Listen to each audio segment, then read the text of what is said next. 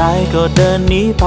ไกลผู้คนที่วุ่นวายหากเหนื่อยกายก็ลองพักลงตรงที่ใจมันผ่อนคลายหากวันนี้ชีวิตที่ฝันมันยังไม่เป็นดังใจ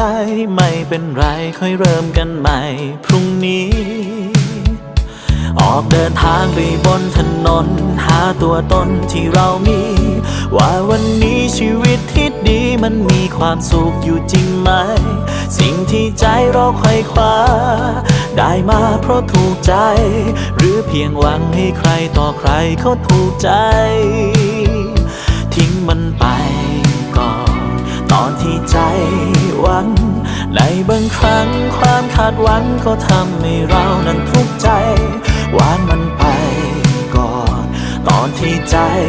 ทุกข์สุขที่แท้อาจไม่มีแม้สิ่งใด